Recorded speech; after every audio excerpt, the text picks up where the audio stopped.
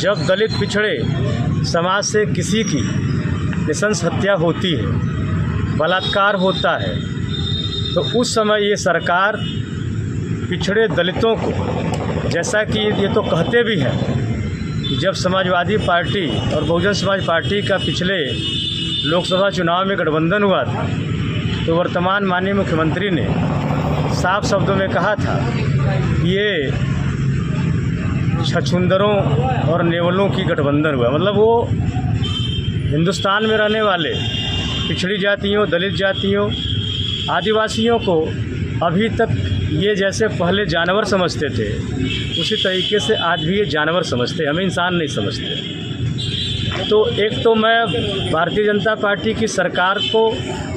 इस नृशंस हत्या में को मुख्य रूप से दोषी मानता हूं और इनके नारी सशक्तिकरण के दावे को मैं पूरी तरीके से खोखला मानता हूं। दूसरी बात, उत्तर प्रदेश सरकार में कैबिनेट मंत्री श्री ओम प्रकाश राजभर जी, जिस दल के वो राष्ट्रीय अध्यक्ष हैं, वर्तमान में कैबिनेट मंत्री बने हैं। कैबिनेट मंत्री बनने के बाद आप ही लोगों के माध्यम से हम लोगों के मोबाइलों पर उनका वीडियो आया था, जिसमें अपने कार्यकर्ताओं को वो कह रहे थे कि आप लोग जब एसओ, एसपी, आईजी, डीआईजी के यहाँ जाना तो सफ़ेद गमछा हटा देना, पीला गमछा लगा के जाना, और वह जब पीला गमछा लगा के जाओगे, एसओ के पास जाओगे, एसपी के पास जाओगे, तो तेरे चेहरे में ओम प्रकाश राजभर दिखाई पड़ेगा।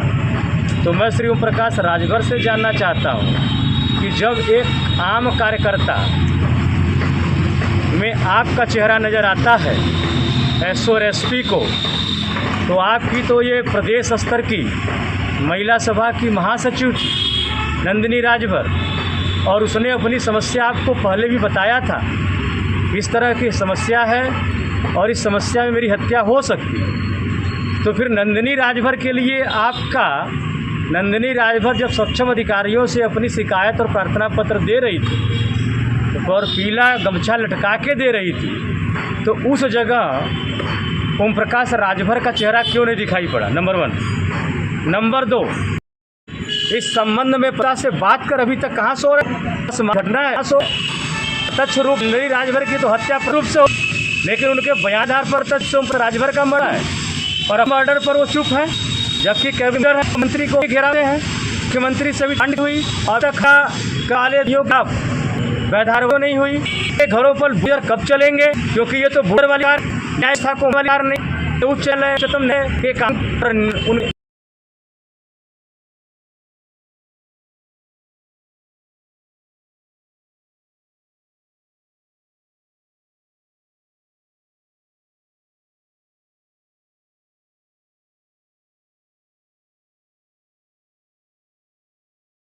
जितने यहाँ प्रबुद्ध जन आज उपस्थित हुए हैं, हम लोग जो ये कार्य कर रहे हैं वो सत्याग्रह, आपसे यही है कि क्या मांग की है सरकार? मेरी मांग सरकार से यही है कि जिस तरीके से अन्य घटनाओं में को जीरो टैक्स वाला मुक्ति कहने वाले बाबा साहब योगी जी तमाम पिछड़े दलित के बिल्डिंग ध्वस्त किए हैं,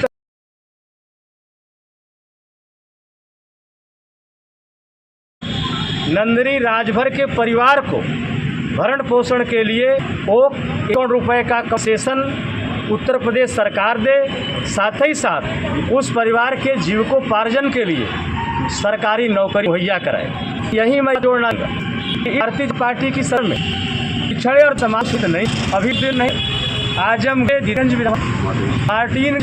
के भीतर एक समाज